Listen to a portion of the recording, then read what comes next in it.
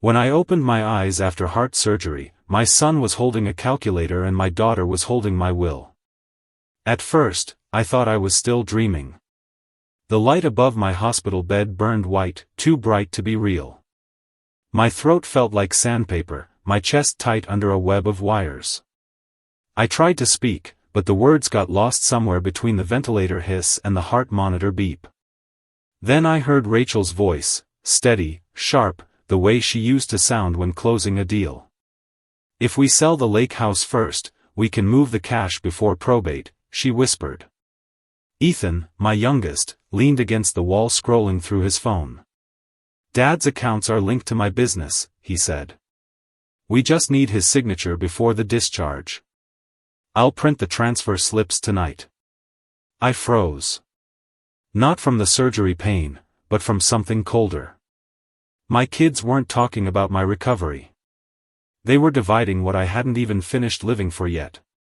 Before we continue, please subscribe to the channel and tell us where you're listening from. I closed my eyes, pretending to drift. My fingers twitched under the blanket. I could still feel the faint outline of my wedding band against the pulse monitor. Margaret, my late wife, used to joke that our kids would fight over our silverware before our souls. I always laughed it off. Turns out, she was half right. Through the beeping, I heard the soft click of metal. My son had pulled the small keychain from my bedside drawer, the one that opened the home office safe. "Got it," he murmured. Rachel snapped, "Careful. He could wake up." "He's sedated, Ratch. Doctor said minimum 12 hours. Sedated. That word rolled around my head like a curse. I wasn't gone yet, but they were already erasing me. I shifted slightly, and Ethan stiffened. Did he move? Rachel leaned closer to check. I kept my breathing slow and shallow, counting each inhale like an accountant counts interest. She brushed a hair from my forehead, smiled sweetly, and whispered, "Rest easy, Dad. We'll take care of everything. Everything. My home, my company, my accounts. My legacy." The monitor beeped faster. A nurse walked in just then, young, dark-haired, badge-reading Cole. "All right, folks," she said, adjusting the 4-drip. "Visiting time's over." Rachel smiled at her, sugar and venom. "We're just making sure he's comfortable." The nurse looked between us, then at me. Her eyes lingered just long enough to notice the tear slipping down my cheek. She didn't say anything, just nodded and ushered them out. When the door clicked shut, I exhaled hard, the pain in my chest replaced by something sharper, clarity. I knew I'd signed a new digital will before surgery. Linda, my lawyer, insisted on recording a quick video version, just in case. She said, "Hospitals keep everything these days, James. You'll have proof of your wishes." I didn't realize then how prophetic that sentence would become. That night, under morphine haze and fluorescent light, I whispered into the room, "You'll have proof, all right." Because by the time I left that hospital, my children's definition of inheritance, and family, would never look the same again. When you come home from heart surgery, people tell you to rest. But no one tells you how to rest when you no longer trust your own blood. 3 days after the operation, I sat in my living room surrounded by get-well cards and quiet lies. The blinds were half-drawn, sunlight slanting through in narrow gold bars. My chest still ached under the bandages, but the real pain was somewhere deeper, a steady pulse behind my ribs that had nothing to do with stitches. The nurse, Cole, had wheeled me out of the hospital herself. She'd leaned close and whispered, "Sir, I'd keep an eye on those two. They weren't talking like visitors." I nodded, too weak to speak, but her words stayed with me like a heartbeat under the surface. At home, Rachel had taken charge. That's what she called it. She organized my medications, rearranged my files, and moved my briefcase to a different drawer, the one she thought I wouldn't notice. Ethan visited once that week, acting distracted, talking fast about handling the accounts and keeping up appearances. Every time he said, "Dad," it sounded like a formality. On the third night, when the pain kept me awake, I decided to check something. I turned on my tablet, opened my email, and scrolled through my bank alerts. My hands trembled as I read it. $120,000 withdrawn from the Miller Family Trust, May 5, 11:46 a.m. The surgery had been on May 3rd. That withdrawal happened while I was under anesthesia. I stared at the numbers until the screen blurred. Then I took a deep breath and wrote them down in a small notebook. Old habits die hard. I'd been an accountant for 40 years. I've learned that when you feel powerless, numbers are the first truth you can hold. The next morning, Rachel came over with her usual smile, the one that never reached her eyes. "Dad, you look pale. You shouldn't check your emails yet. Just rest. I'll manage the paperwork." "Like you managed the hospital keys?" I said quietly. Her eyes flicked up fast, her hand freezing on the pill organizer. "What's that supposed to mean?" I didn't answer. She picked up her purse, composed herself. "You're being paranoid. The medication makes people confused." After she left, I sat there staring at the door, wondering how much of her face I'd failed to see over the years. That afternoon, I called Linda, my lawyer, the only person outside the family who knew about my last-minute video will. Her voice was calm, steady. "James, you need to focus on healing. Don't confront them yet. Let me look into this quietly." "Quietly?" I said. "Linda, they stole from me." "I know. But if we push too soon, they'll cover their tracks. You taught me something years ago, every thief leaves a receipt." She was right. Rage was noisy, evidence was silent. That night, I sat at my desk for the first time since surgery. The house was dark except for the glow of my banker's lamp. I opened the drawer where I used to keep my safe key. It was empty. Then I opened the next one and found the key sitting on top of my checkbook, placed neatly, like someone wanted me to think it had been there all along. The game had begun. I checked the security camera by the front door. The memory card was missing. I wrote that down too, May 8th, card removed. Grief and anger don't look different in a mirror. They both make you older overnight. On May 9th, I drove myself, slowly, to Linda's office downtown. She frowned when she saw me walking in with a cane. "You shouldn't be up yet," she said. "I shouldn't have to be," I replied. We went over the details, the withdrawal, the missing footage, the hospital whispers. She listened, then opened a folder on her desk. Inside were copies of my estate documents, and one file name caught my eye, Video Will, May 3rd. "Where's the original?" I asked. She hesitated. "It's supposed to be right here." She flipped through, frowned deeper. "The USB is gone. Someone took it." My blood ran cold. She looked at me, firm now. "James, who's had access to my office since surgery?" I already knew the answer. "Rachel." She dropped by the firm to check on paperwork. Linda exhaled slowly. "All right," she said. "Then we'll rebuild it. I made a duplicate backup, off-site. If they think they deleted your voice, they're wrong." She tapped her pen against her notebook. "But if we want this to mean something, we can't just prove theft. We have to prove betrayal." That night, when I got home, I found a bouquet of flowers on the porch, from Rachel and Ethan. The card read, "Love you, Dad. We're handling things for you." I tore the card in half and wrote something on the back piece, May 10th, time to start handling things for myself. Then I taped it to my monitor as a reminder. I wasn't sure yet how justice would come. I just knew it would come documented, dated, and undeniable.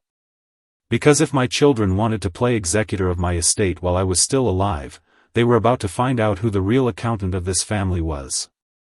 May 11th. The day the grief turned into homework. I woke up before sunrise. The house was silent except for the refrigerator's hum and the faint tick of the wall clock.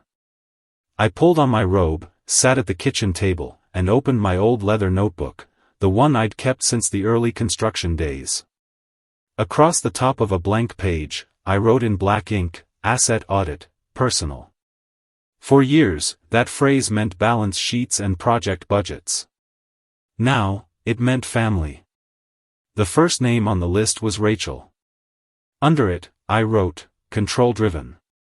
Dangerous when cornered. Then Ethan. Desperate. Money pressure unknown.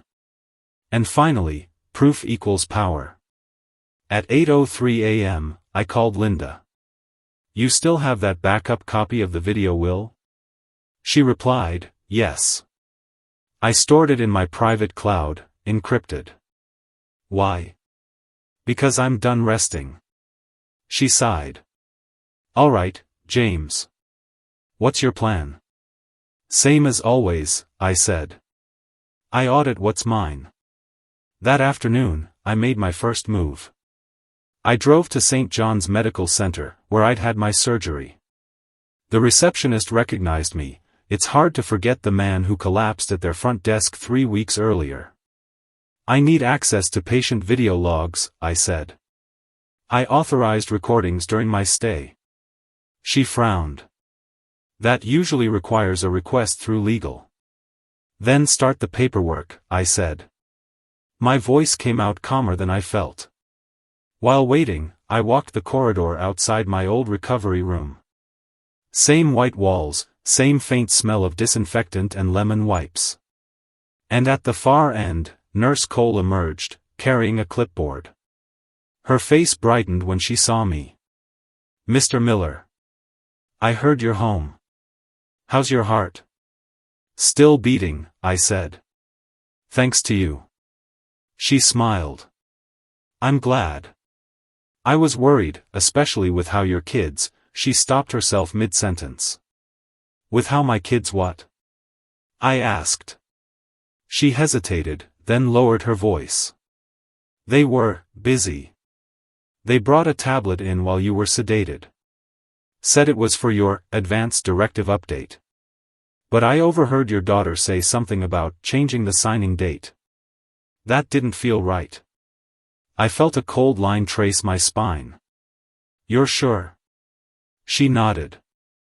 I'm a nurse, not a lawyer, but I know what manipulation looks like. I thought about reporting it. You just did, I said quietly. She looked at me with sympathy. I can give you the shift log. It'll show the exact time they were there. By evening, she'd emailed it, May 3rd, 2:27 p.m., family visit, Rachel and Ethan Miller, duration 18 minutes.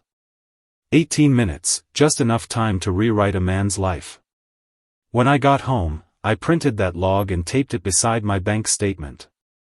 Underneath, I wrote, Witness equals Cole. Time verified. Then, I checked my front door camera again. Still no memory card. But I noticed something strange. The screws on the camera casing were replaced, same size, but newer. Someone had taken it apart cleanly, not ripped it.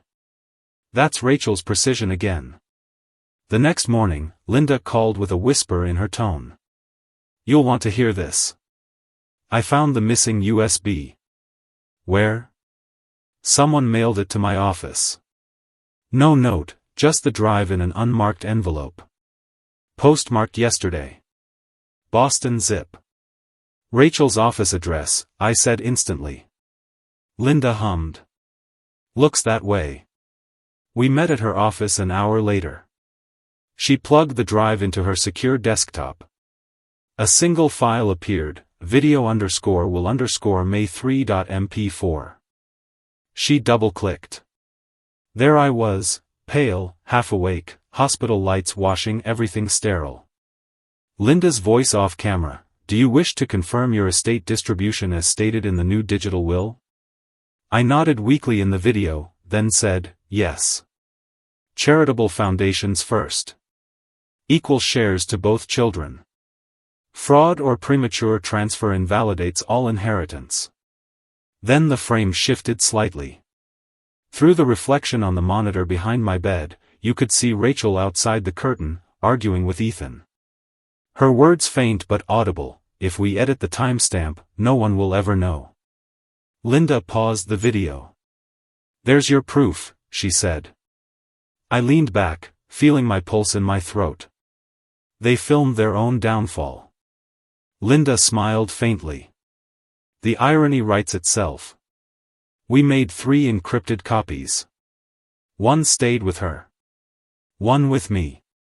And one, she uploaded to her private legal archive, labeled Trigger File. Before I left, she said, "You sure you want to confront them now?" I looked out her office window at the Boston skyline, steel, glass, reflections everywhere. "No," I said. "I want them to confront themselves." That night, I sat at my desk under the lamplight and drew the next step in my ledger. Phase 2, invite both. Set stage. Document everything. I knew exactly how this would end, not with shouting, not with revenge. With truth, recorded, date stamped, and played at full volume in the one place they couldn't lie, the boardroom. And for the first time in weeks, I slept soundly. Because when you already hold the proof, silence becomes power. May 12th. I planned the next move the way surgeons plan an incision, precise, quiet, and irreversible. No theatrics. No wild accusations. Just steps that left no room for wiggle, paperwork, witnesses, and legal pressure. If they wanted to play accountant with my life, I'd show them how audits ended careers. First thing that morning I met Linda at her office on Commonwealth Avenue. She had already compiled a folder thicker than I expected. At the top, a printout of the hospital shift log Nurse Cole had sent, highlighted at May 3, 2:27 to 2:45 p.m. below it, the bank alert showing $120,000 withdrawn, May 5, 11:46 a.m. and a copy of the towing receipt for the safe box removal I'd found missing from my study, May 4, 9:10 a.m. Small, ordinary papers that, when stacked, made a weight heavy enough to topple the proud. First, Linda said, "We protect the assets." She called the bank from her desk. I listened to her speak, low and efficient. Within an hour, the trust account was on a temporary hold pending investigation. The bank reference number scrolled across my phone, BNK 05262025, hold. That sound was more relief than the morphine had given me. Money cannot be conscience, but it can stop hands. Next, we formalized witnesses. Nurse Cole signed an affidavit at 11:30 a.m., in her scrubs and sensible shoes, describing the tablet visit, Rachel's words about editing timestamps, and the exact minute she noticed my son handling the bedside safe key. Her signature carried more weight than any family promise. She added, "I would testify to everything I saw." I folded that paper into my folder like a shield. Linda prepared a subpoena for the hospital's video archive and served notice to St. John's legal department by certified mail that afternoon. It was the lawful hammer, official, undeniable. She also drafted an emergency petition to the probate court to recognize the digital video will and to enforce the clause that any beneficiary proven to have acted in bad faith forfeits their inheritance. The petition language was surgical. Whereas the testator's expressed intentions are evidenced in a recorded testament and the alleged beneficiaries are implicated in attempted misappropriation, the court is requested to place the estate under temporary protective administration. Linda's penmanship on the cover sheet was tidy, her resolve steadier than my pulse. I didn't want confrontation yet. I wanted containment. So Linda sent formal letters to Rachel and Ethan, cease and desist from any transfer of assets, an immediate request for the return of any estate keys, and notice that their access to joint accounts was suspended pending investigation.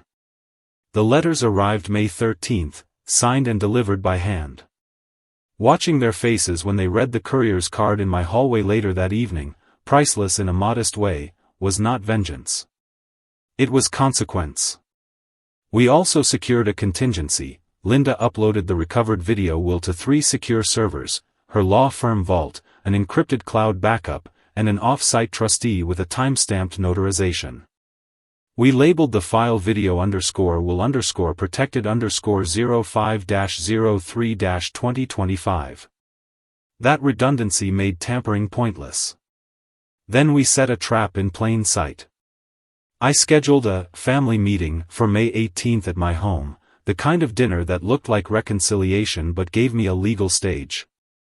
Linda agreed to attend, not as judge but as custodian of facts, and she arranged for discreet recording, 2 audio devices in the living room, legal in Massachusetts as long as one party, me, consented. I didn't need to spy, I needed an objective record, because memories bend and words slip. Paper, video, and audio are stubborn, they don't apologize. Meanwhile, I asked Eleanor to watch for any unusual banking activity and to keep track of who visited the house. She lived 3 streets over and had a knack for noticing small things, a delivery truck at strange hours, a neighbor who looked shifty. She was my unofficial field agent. On May 14th she texted a photo of Ethan's car idling near my driveway at 7:02 a.m., suspicious but useful. Evidence collects itself if you pay attention.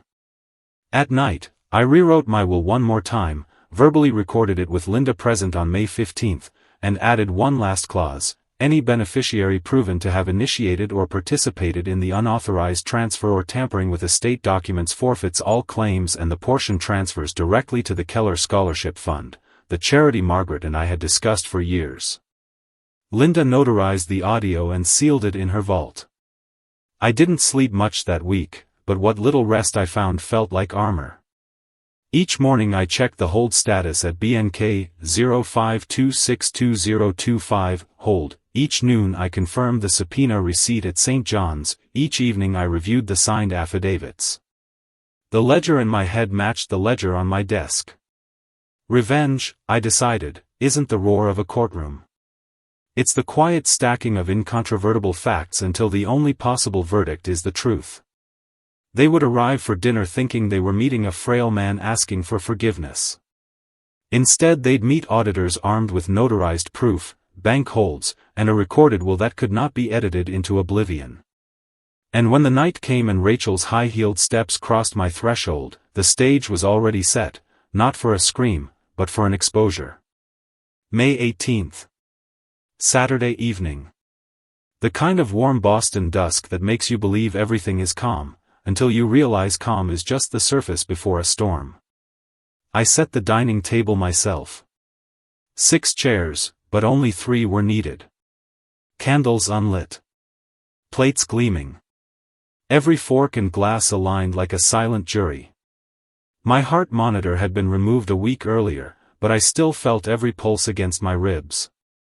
They arrived 5 minutes apart. Punctuality runs in the family. Rachel came first, heels tapping like a metronome of arrogance. She carried a bottle of wine I couldn't drink and a smile that didn't reach her eyes.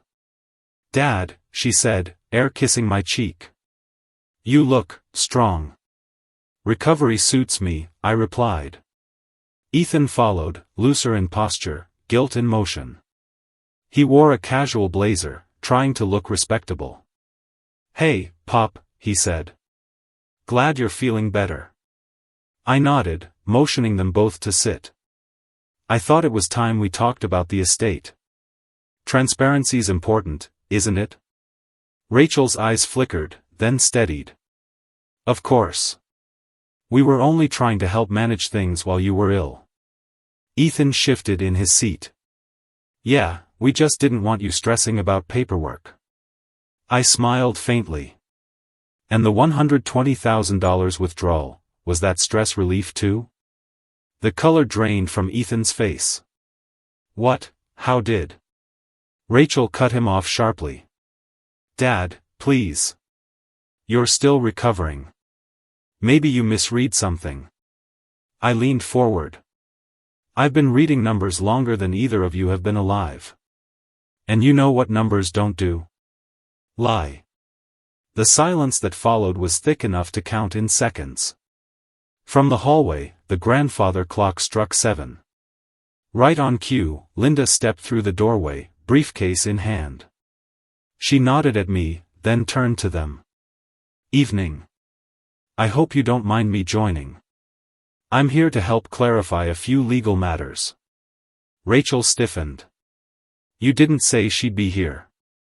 "I didn't say she wouldn't," I said. Linda placed 3 sealed envelopes on the table. "These are preliminary audit reports of the estate accounts. Each of you will sign receipt confirmations." Ethan looked pale. "Audit? You make it sound like we're criminals." Linda met his eyes evenly. "People who handle another's assets without consent usually are." Rachel reached for her phone.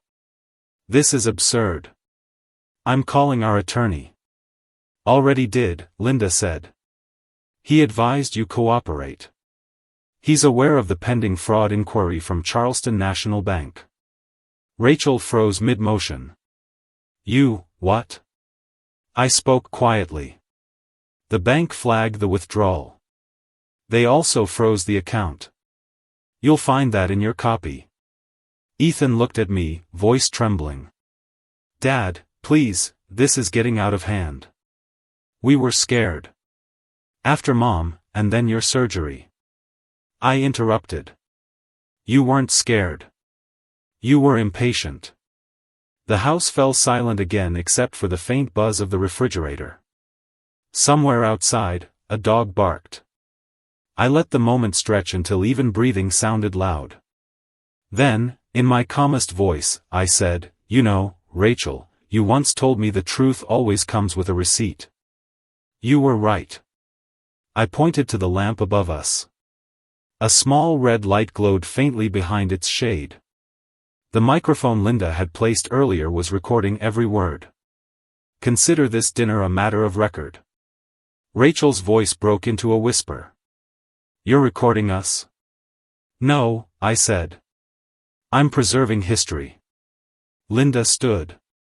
"Before we close, I'll need both of you to sign acknowledgement of the pending review. Any refusal will be documented." They didn't sign. They just stared, 2 adults caught acting like children in their father's house, realizing too late that the test had already been graded. When they left, Rachel didn't look back. Ethan lingered at the door, eyes wet.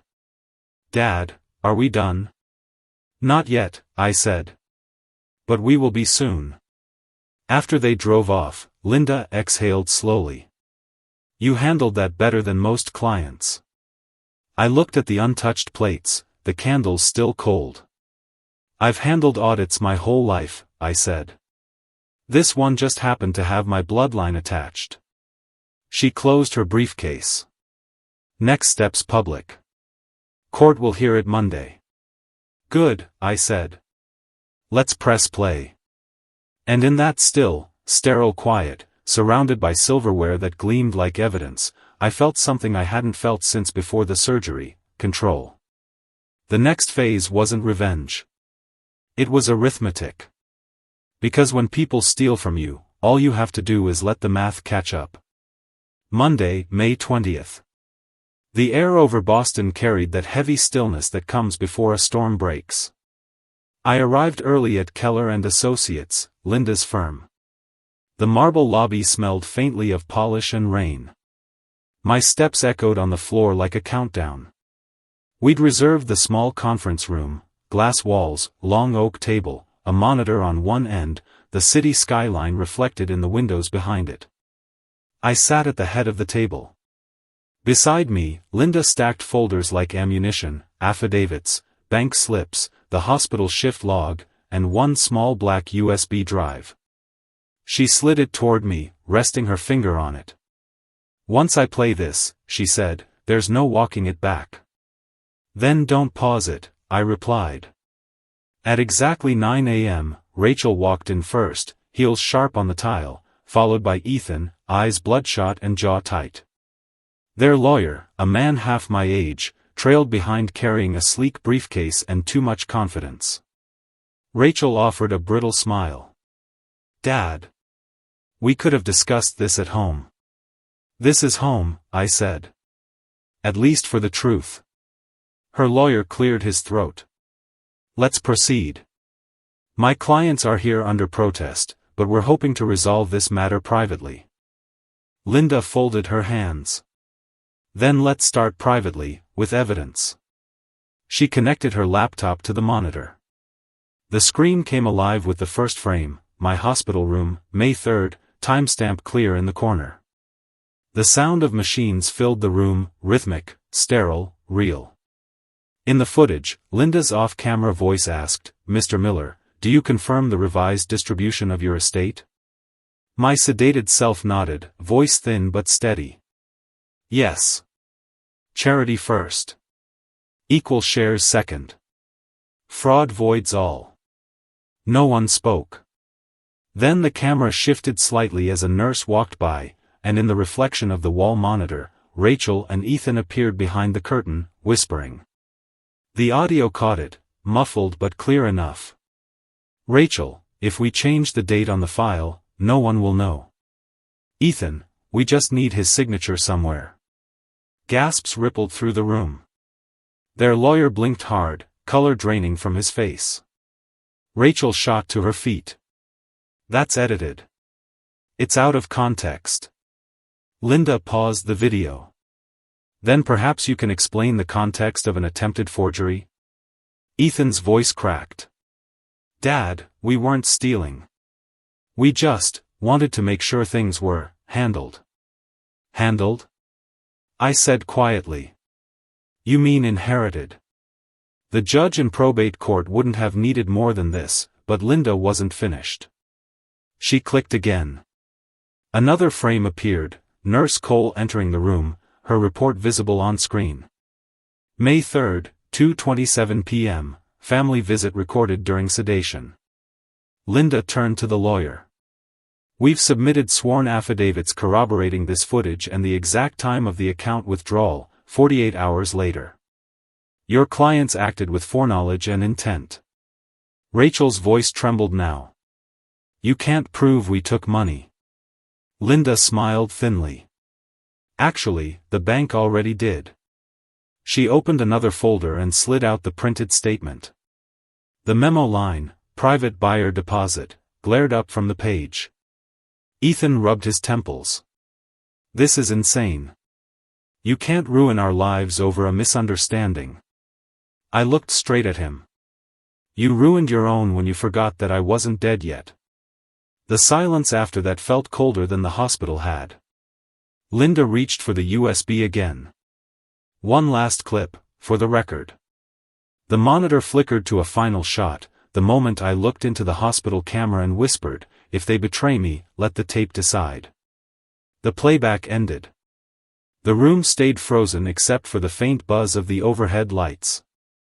Rachel collapsed back into her chair, whispering something I couldn't hear. Ethan stared at the floor. Their lawyer finally spoke, voice thin. My clients would like to propose an immediate settlement. Full restitution, signed today. Linda leaned back, crossing her arms. We'll take it under advisement. I turned to my children. No. We'll take it now. Rachel's chin quivered. Dad, please, don't do this. Family shouldn't go to war. Family shouldn't need armor, I said. Ethan muttered, you were supposed to trust us. I did, I said softly. That was my mistake. Linda slid the settlement papers across the table. They signed without looking at me, hands trembling. Each stroke of the pen sounded like a nail closing a coffin on something that used to be love. When the last page was done, Linda spoke formally, as of this signature, the estate is restored. All unauthorized withdrawals are to be returned in full, and beneficiaries proven deceitful are removed from the trust per Clause 12b. She sealed the packet, tapped it once, and handed it to me. It's done. I looked at my children. They couldn't meet my eyes. You thought I'd be too weak to fight back, I said. You forgot the strongest muscle in the human body isn't the heart, it's memory. Rachel whispered, we didn't mean. Intent doesn't matter, I said. Actions do. You taught me that when you sold your mother's jewelry to fund your first business. No one spoke after that. Outside, thunder rolled over the harbor. Linda unplugged the laptop, the monitor flickered off, and the reflection of my children vanished from the glass. Only my own face remained, older, tired, but alive. As we stepped out into the hallway, she said quietly, "You got your justice, James." Justice, I repeated, adjusting my tie. No. Balance. We walked to the elevator in silence. The doors closed, and the last thing I saw before they did was the conference table inside that glass room, now empty, except for a faint reflection of the city skyline on its surface, 2 chairs pulled back, and 1 USB drive lying dead center like a tombstone for greed. When the elevator reached the ground floor, I finally exhaled. My chest didn't ache anymore. It wasn't victory. It was relief. And as the doors opened to the sound of rain against the pavement, I whispered to myself, they pressed for my inheritance. I pressed play. By the time the papers were filed and the funds returned, Boston had rolled into a heavy gray June. The kind of month that sits between endings and beginnings. The probate court stamped the settlement order on June 1, 2025, one line, cold and final, all claims resolved. Beneficiaries revised. My lawyer called it closure. But closure doesn't sound like peace, it sounds like a door locking behind you. Word spread fast in professional circles. Rachel's investment firm put her on indefinite leave. The local business paper ran a short column about internal irregularities. Ethan's startup lost its backer within a week. Apparently, investors don't like reading about family disputes involving financial misconduct. I didn't celebrate. I just made coffee the next morning and watched the rain bead across the kitchen window. Greed had cost them more than money, it had cost them their names. On June 3, a courier dropped off 2 envelopes, one from the bank confirming the $120,000 restitution, and another from Linda, containing the final court-certified will. My estate was restored, untouched, but it no longer felt like victory. It felt like accounting. That afternoon, I drove the Mercedes to the cemetery. Margaret's name was carved into the stone with the same steady serif I'd chosen years ago, beloved wife, mother, and teacher of patience. I stood there a while in the drizzle, umbrella forgotten in the back seat, and said softly, "You were right, Maggie. They didn't need my money, they needed discipline." When I got home, I found Rachel sitting on the porch steps. No umbrella, no phone, just her. She looked smaller than I remembered, not physically, but in the way a person looks when certainty has left them. She stood when she saw me. "Dad," she said. "I don't want forgiveness. I just want to understand why you recorded that video." I looked at her for a long time. Because I know my children. And because trust without proof is faith, and faith needs witnesses. She nodded slowly. "You were always documenting everything. That's how I survived business. And apparently, family." She didn't argue. She just said, "Ethan's gone to stay with a friend. He's not doing well. I hope he learns something," I said. "But I'm done being his teacher." Rachel wiped her face and looked at the floor. "You know, we thought you wouldn't make it through the surgery." "I didn't think I would either," I said quietly. "But even if I hadn't, I wouldn't have wanted my legacy buried beside me." She exhaled. "So this is it? We're strangers now?" "No," I said. "Strangers don't hurt each other this badly." She left without saying goodbye. I didn't watch her car pull away. That night, I sat at the dining table, the same table where it all began, and wrote one last entry in my ledger. June 3, accounts settled. Family fractured. Justice intact. Then I closed the notebook for good. Linda called the next day to confirm the transfer to the Keller Scholarship Fund, $2 million allocated to students from working families. Maggie would be proud, she said. I told her, she'd say I finally did something useful with the money. Justice, I realized, doesn't arrive with applause. It arrives with silence, the kind where nothing's left to explain. And that silence filled the house completely that night, soft and steady, like the heartbeat of someone finally at peace. June 10th. The courthouse steps look different when you're walking down them instead of up. The case was done. No appeals. No loopholes. Just ink on paper and a balance sheet that finally matched the truth. Linda met me outside the probate clerk's office.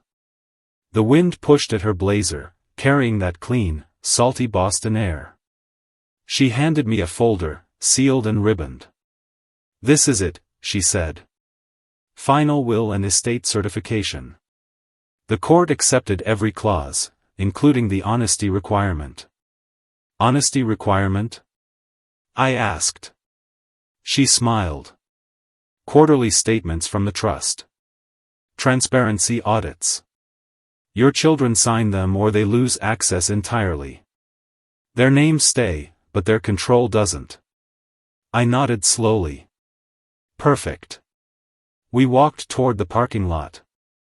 Every step felt lighter, but not free, just steady. Justice doesn't give you wings, it gives you footing.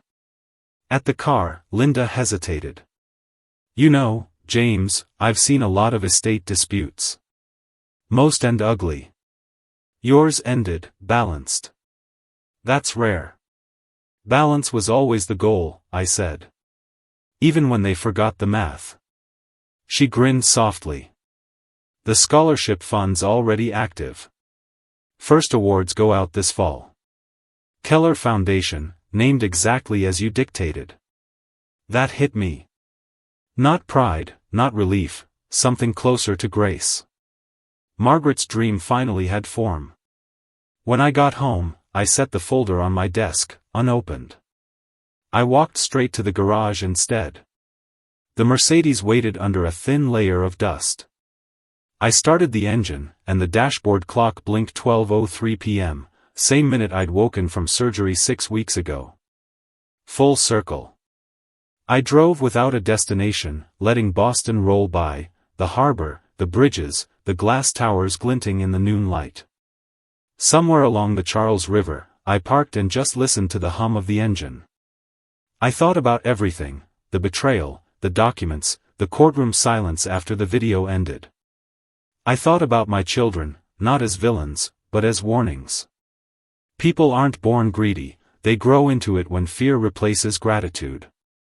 The radio played an old Sinatra song. Margaret used to hum it while balancing our checkbook. I smiled for the first time in weeks. Justice isn't revenge. Revenge is heat, justice is architecture. You build it one beam of truth at a time until it stands taller than the lies that tried to bury you. Back home, I placed the sealed folder in the fireproof cabinet beside my desk. On top of it, I set a simple note, do not alter. Ever. Then I called Linda again. You'll hold the secondary copy? Already in the vault, she said. Untouchable. Good. Then we're done. No, she said softly. You're just beginning again. That night, I opened Margaret's old journal, the one where she'd written her quiet truths about love and money. On the last page, I added a line of my own. Justice is not the opposite of love. It's love that learned how to count. I placed the journal back in the drawer and turned off the light. From the window, the city glowed faintly in the distance. Somewhere out there, my children were living with the consequences of choices they thought no one would ever see. I didn't hate them anymore. The court had already done what hate never could, teach them value. And in the dark, with only the quiet hum of the night for company, I whispered the same words I'd said into that hospital camera weeks ago. If they betray me, let the truth decide. It had. And the truth, for once, had perfect timing. I didn't know peace could make noise until I heard my own house again. The clock ticking in the hall. The low hum of the refrigerator. The creak of the chair Margaret used to sit in when she read. After months of tension, those ordinary sounds felt like forgiveness. June 15th. 2 weeks since the court order. The papers had settled, but my mind still revisited the surgery room, the blinding light, the voices whispering about liquidation. Sometimes, in half-sleep, I'd hear Rachel's voice again, "We can move the cash before probate." Only now, the echo didn't sting. It just reminded me how close I came to leaving everything unfinished. I started walking again, doctor's orders, a mile every morning along the harbor. I didn't check my phone, I didn't look at the financial news. For once, I wasn't measuring the day in numbers. Just steps. One morning, I stopped at the little park bench near the water and sat with my thermos of coffee. A seagull landed on the railing, bold as sin, and stared at me like it wanted to negotiate breakfast. I laughed out loud. It startled even me, the sound felt strange, foreign, honest. That's when I realized something. I'd spent my whole life counting things, earnings, invoices, square footage, signatures, but never gratitude. Linda called every few days, partly as a lawyer, mostly as a friend. "You holding up?" she'd ask. "I'm holding steady," I'd say. She'd laugh. That's accountant speak for healing. Maybe she was right. Healing doesn't happen like in movies. It's slower. Quieter. It hides in mundane things, balancing a checkbook, watering the plants, remembering to eat breakfast before noon. A week later, I received a letter from the Keller Foundation. Inside was a photo, 10 scholarship recipients, beaming, holding plaques. A note underneath read, "Thank you for believing in us." I held the photo for a long time.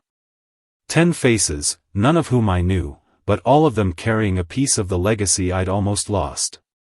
Margaret would have cried. I did too.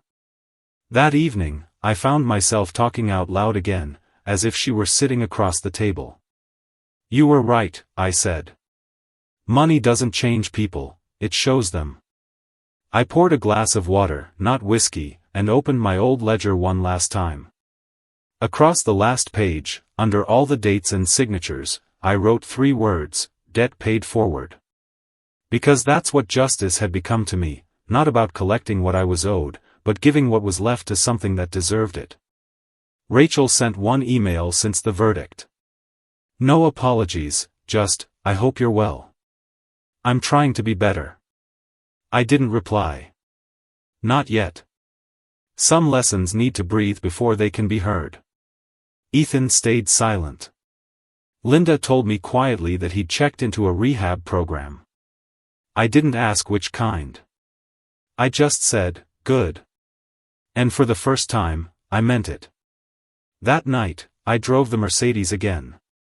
Same road, same hum, but the drive felt different, like it wasn't a reminder anymore, but a thank you. I rolled down the window, let the summer air wash through, and whispered into it, "You can rest now, Maggie." I learned. The sky was still pink when I pulled back into the driveway.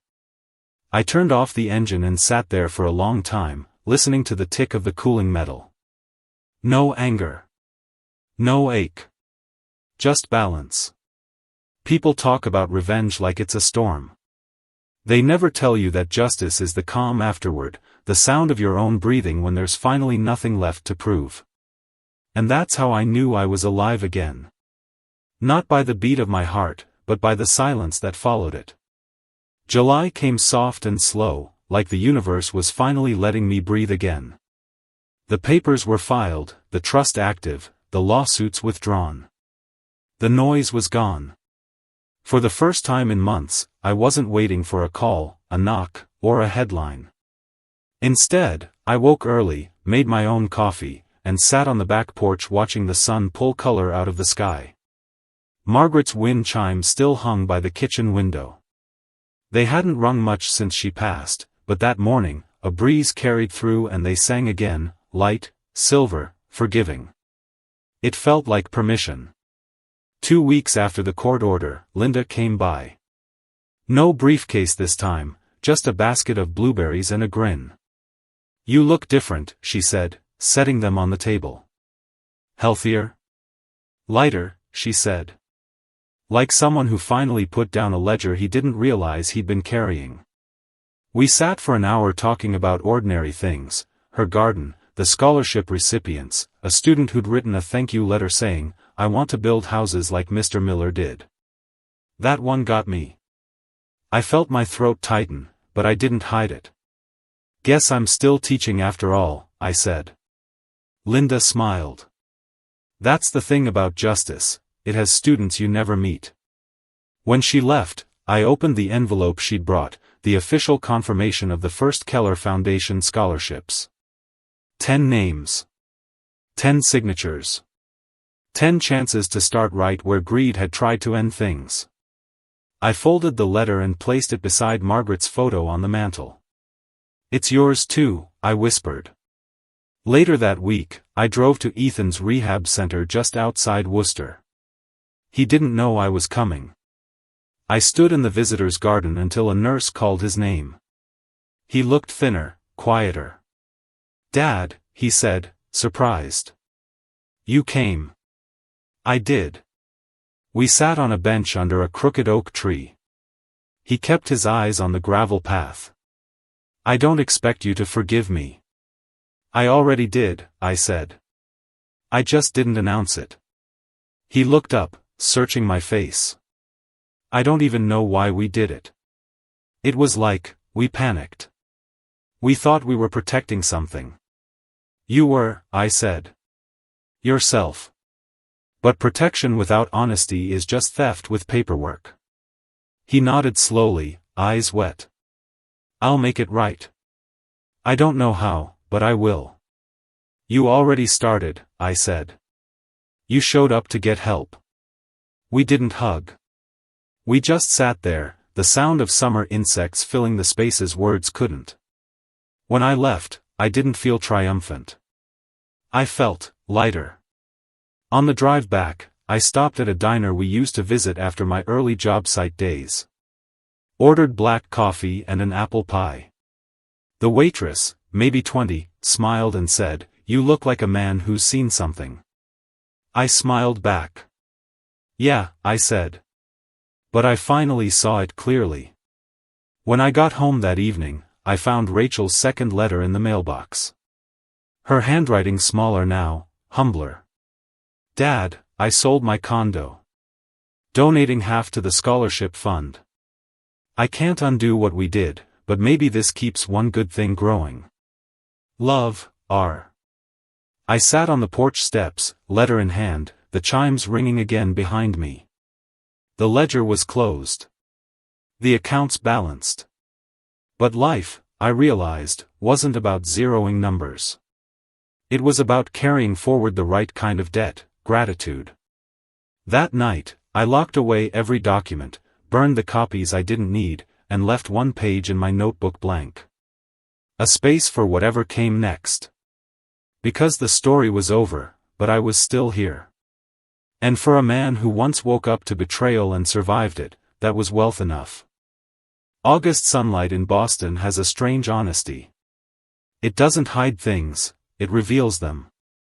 Every crack in the sidewalk, every fleck of dust on the hood of the car, every line on my face that the mirror used to soften. I'd lived long enough to know that life doesn't hand out poetry. You find it in the leftovers, in silence after noise, in truth after betrayal. That morning, I was cleaning out my office, boxing up old ledgers and blueprints from my construction days. I'd promised myself that when the case ended, I'd stop living like an auditor and start living like a man again. Then I found something I hadn't expected, a plain brown envelope, buried under a stack of estate papers. No return address, postmarked 2 weeks ago. I slid it open with my thumb. Inside was a single USB drive and a handwritten note. "Thought you should see this. R." I stared at it for a long time. Rachel's handwriting. Neat, precise, just like her mother's. I plugged it into my computer. One file. Reconciliation.mp4. The video opened on Rachel, sitting in what looked like her apartment. Eyes tired, voice calm. "Dad," she began. "You were right about everything. I used to think your obsession with proof was cold.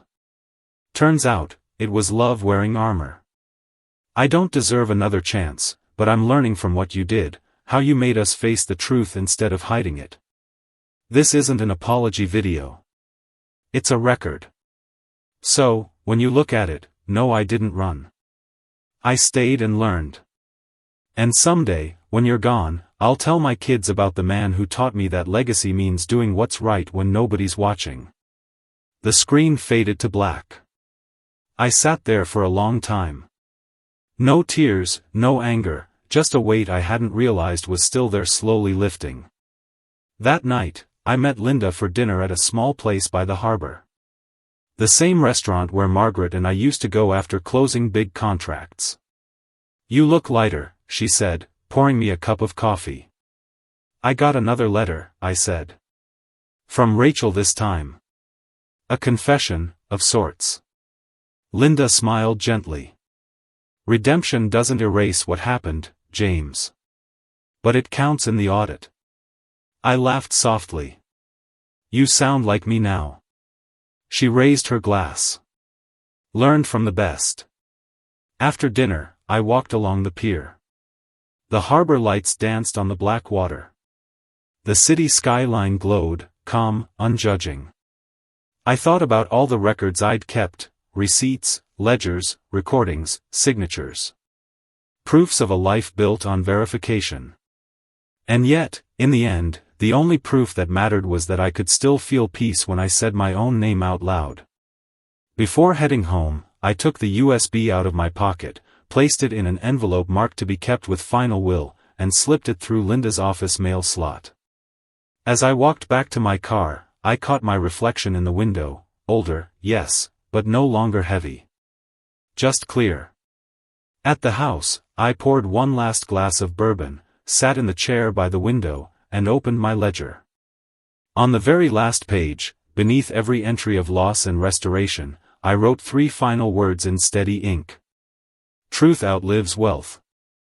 I closed the book, set down my pen, and looked out at the city lights.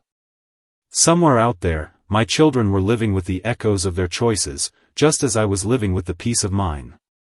The wind lifted again, ringing the chimes softly in the distance, Margaret's quiet way of saying enough, James. And she was right. Because in the end, the greatest irony wasn't that my children tried to divide my estate while I was sleeping, it was that the lesson they gave me was worth more than the $5 million they almost stole. They taught me what it means to die once, and wake up alive.